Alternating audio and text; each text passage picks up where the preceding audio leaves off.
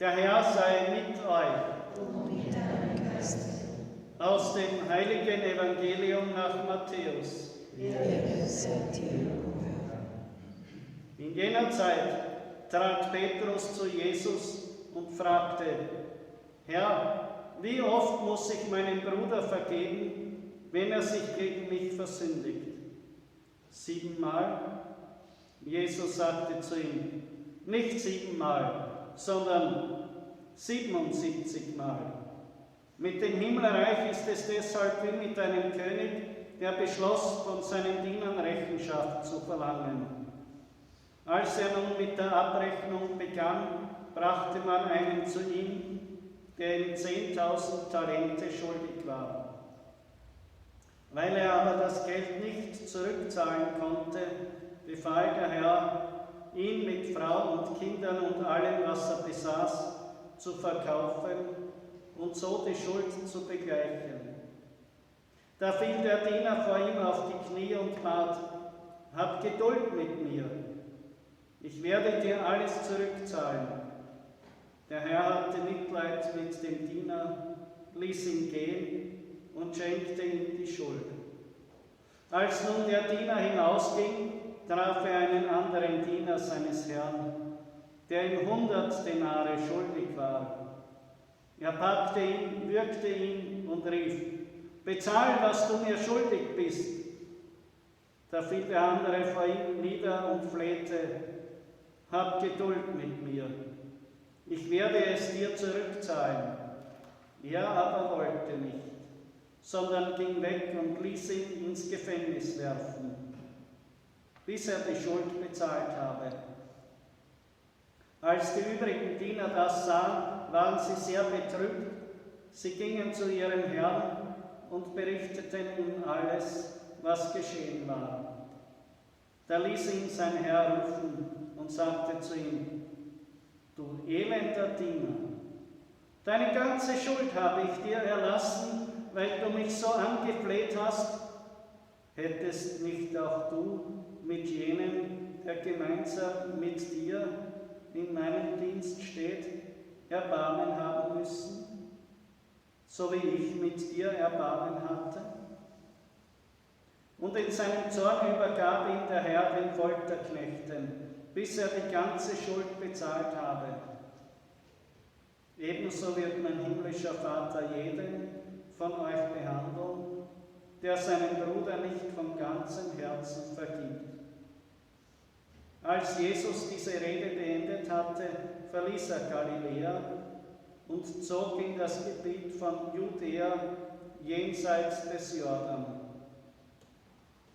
Evangelium unseres Herrn Jesus Christus. Lob sei dir, Christus.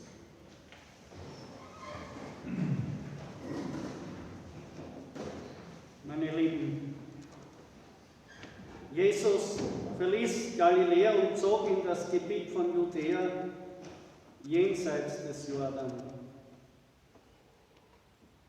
Das heißt, er ist über den Jordan drüber gegangen. Was heißt das?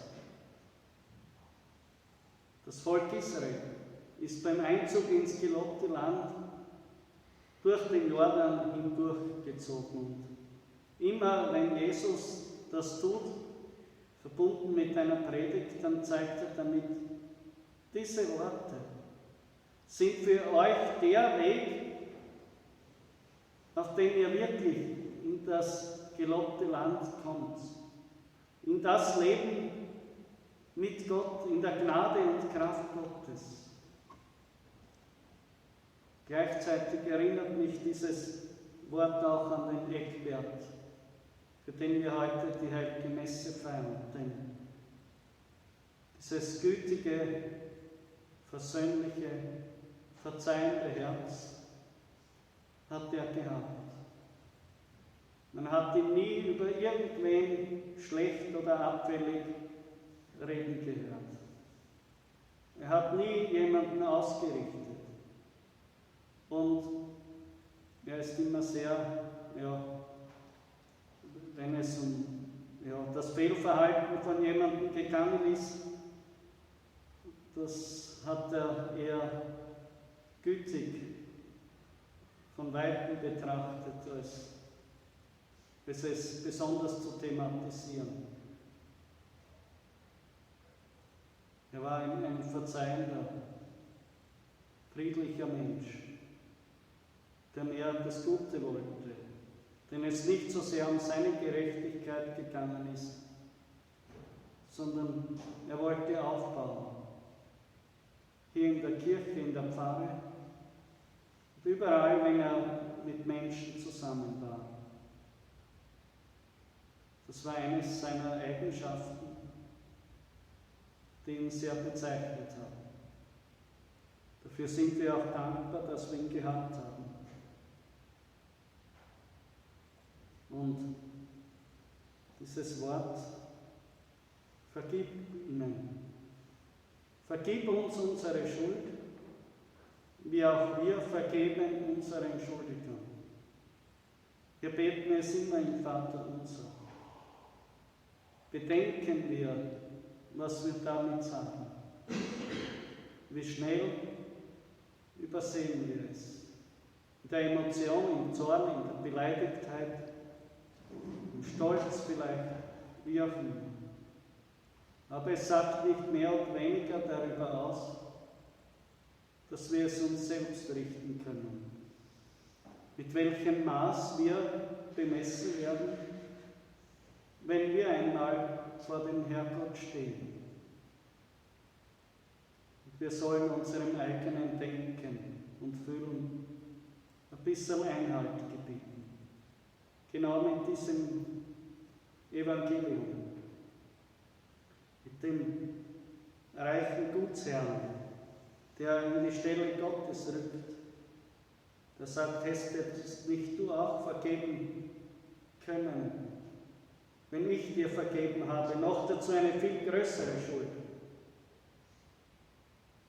Ich denke, das ist auch ein Zeichen unserer Zeit, der Stolz und die Hartherzigkeit, weil das Bewusstsein dafür verloren gegangen ist, dass es da oben einen über uns allen gibt, der uns zuvor verziehen hat. Und so ist jeder in seiner Aufgeblähtheit selbst das Maß der Dinge und lässt seinen Zorn freien Lauf. Oder nicht jeder, aber viele, so wie es ihm gerade kommt. Und Respekt vor irgendjemandem oder vor irgendetwas gibt es nicht. Wir haben es schmerzlich auch erlebt bei der Verabschiedung von Egbert. Da war auch jemand, der glaubt hat mit seinem Bus, er ist der Mittelpunkt des Universums. Respekt oder Achtung vor dem, was da stattfindet, war von seinem Herzen fremd. Ich sage das nicht, um diese Person zu verurteilen, sondern hier wird etwas sichtbar, was latent Zeichen unserer Zeit ist. Wo wir sagen, nein, das will ich nicht. Ich denke, dieses Bewusstsein, dass Gott uns vergibt, das viel kostbarer und wertvoller ist, das kann ein Weg dorthin sein. Und auch das, dass unsere Schuld Gott gegenüber für uns viel schwerwiegender ist. Was meine ich damit? Wenn Sie einmal in eurem Vorraum einen Kratzer in einen Dacia hineinmacht bei der Tür oder bei einem Mercedes oder bei einem Rolls-Royce, dann wird euch die Versicherung, falls vorhanden, sagen, wo der Unterschied ist. In der Rechnung, die dann die Lackiererei und die neue Tür dann macht. Genauso gibt es einen Unterschied, wenn man jemanden beschimpft oder eine Ohrfeige gibt, ob das so jemanden ist auf der Straße, eventuell jemanden, den es vielleicht gebühren würde, oder einem Familienoberhaupt und damit die ganze Familie eigentlich beleidigt. Oder den Vorsteher einer Gemeinschaft. Oder vielleicht einen Politiker. Dabei sind wir auch bei einem Punkt, dass die Achtung vor Persönlichkeiten, die eigentlich für uns alle dastehen, gleich null ist. Jeder glaubt, dass er sich über diese Personen auskotzen kann und sich nicht bewusst ist, wenn es diese nicht gäbe, würde Anarchie herrschen, keine Ordnung in der Gesellschaft und viel mehr Elend und Not, auch wenn vieles auch zu fehlerhaft ist, was diese Menschen tun, aber es geht ums Prinzip.